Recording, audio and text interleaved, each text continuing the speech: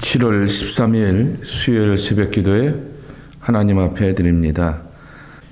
첫 언약에도 섬기는 예법과 세상에 속한 성소가 있더라.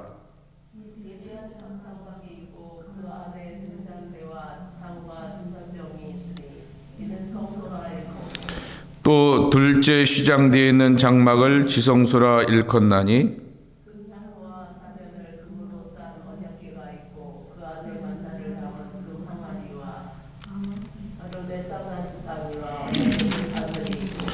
그 위에 속죄소를 덮은 영광의 그룹들이 있으니 이것들에 관하여는 이제 낱낱이 말할 수 없노라.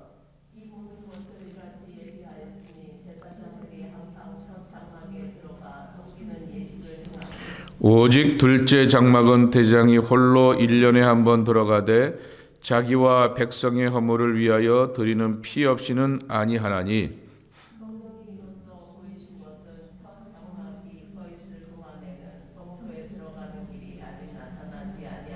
이 장막은 현재까지의 비유니 이에 따라 드리는 예물과 제사는 섬기는 자를 그 양심삼 온전하게 할 수 없나니 이런 것을 먹고 마시는 것과 여러 가지 씻는 것과 함께 육체의 예법일 뿐이며 개혁할 때까지 맡겨둔 것이니라. 아멘.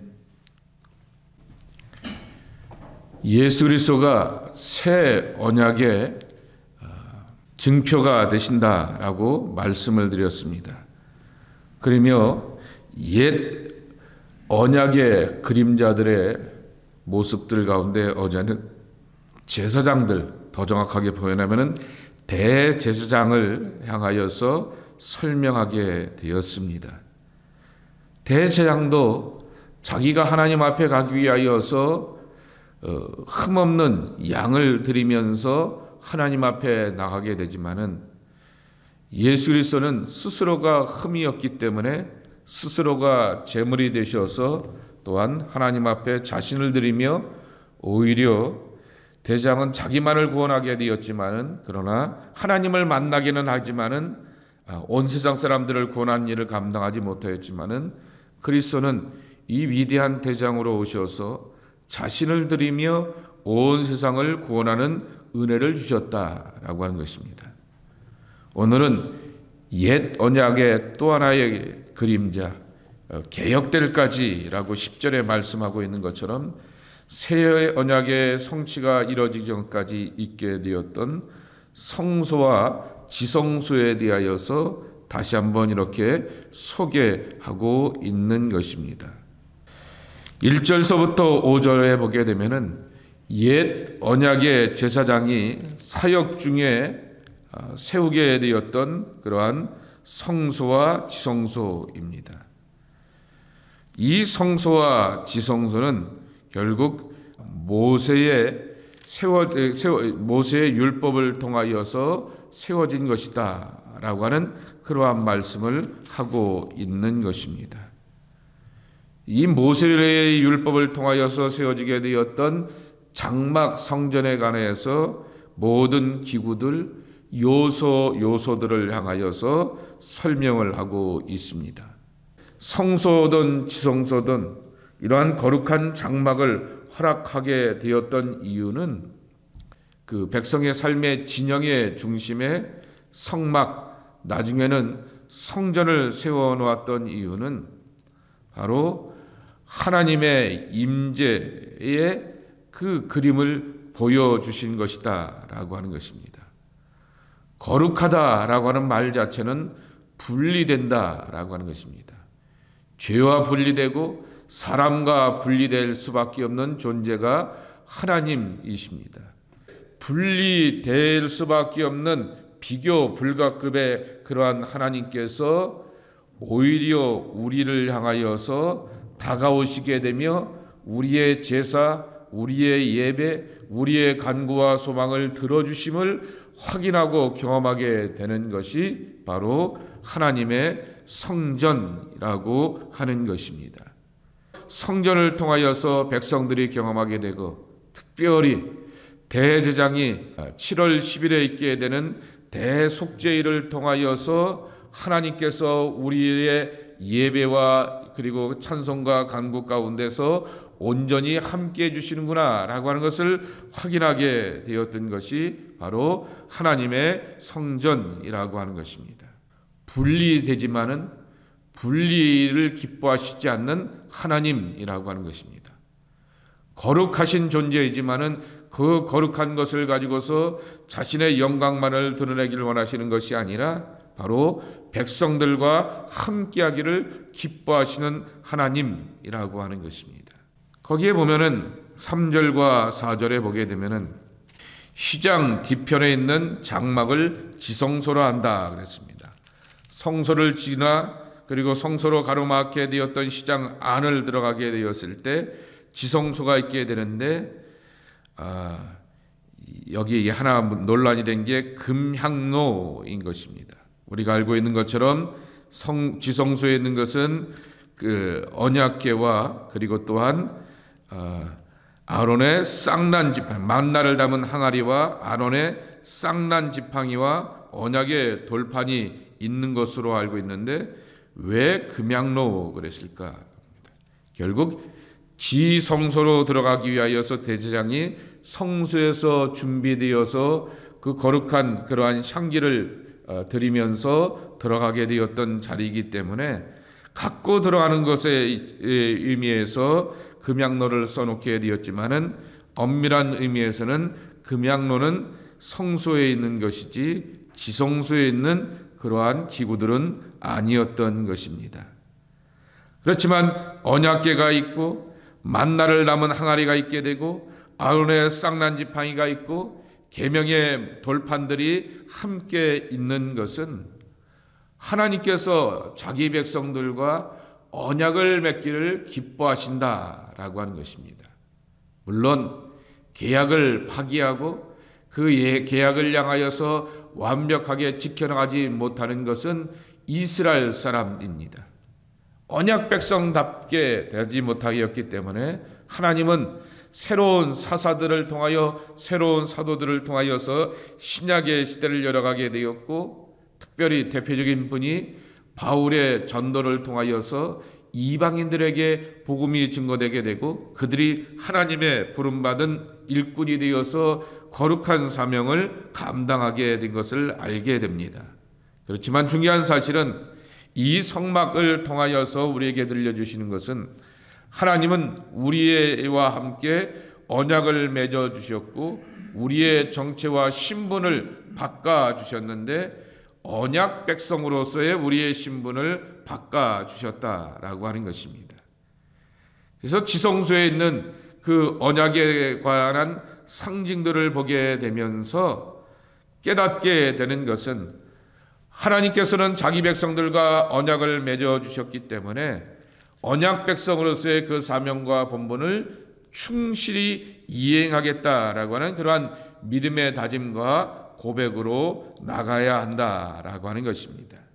옛 구약에 대한 개념들을 다시 한번 소개하는 것은 한계인 것입니다. 이렇게 하나님의 성막이 있어서 하나님의 거룩한 임재를 경험할 수 있게 하게 되었지만은 그것은 성전에 찾아올 때인 것이고 보통의 사람들이 자기의 일터와 삶의 자리 가운데서 구약의 개념입니다. 하나님을 만나는 것은 드문 경우인 것이죠.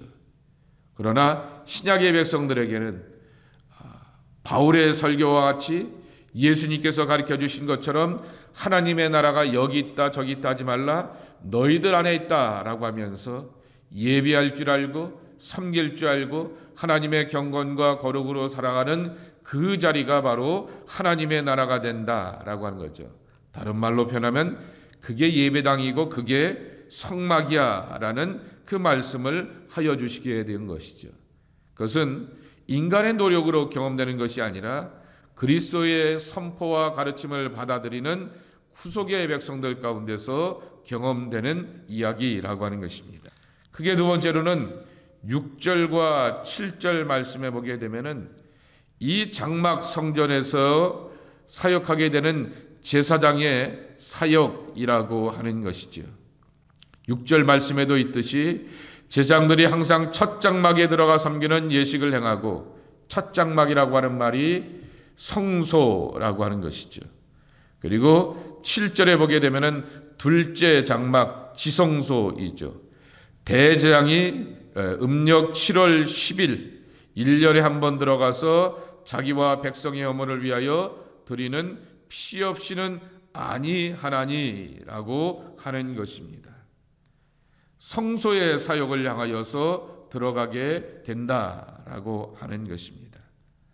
이처럼 성소와 지성소를 향하여서 제사장들이 섬겨가고 대제사장이 1년에 한 번 들어가게 되면서 자신들의 마땅한 그러한 신앙의 의무와 규칙을 따라서 섬겨간다라고 하는 것이죠. 아침 저녁으로 제사를 드리게 되고 제물을 드리게 되면서 제단의 불이 꺼지지 않게 하는 것이 바로 이 제사장의 본분이고 사명이라고 하는 것입니다. 대속죄일의 그 속죄의 제사를 통하여서 여전히 하나님의 구속의 경험은 유효하다라고 하는 것을 스스로의 살아있는 모습 그리고 경건한 모습을 통하여서 백성들에게 보여줘야 되는 것이 대제사장의 사명이라고 하는 것입니다.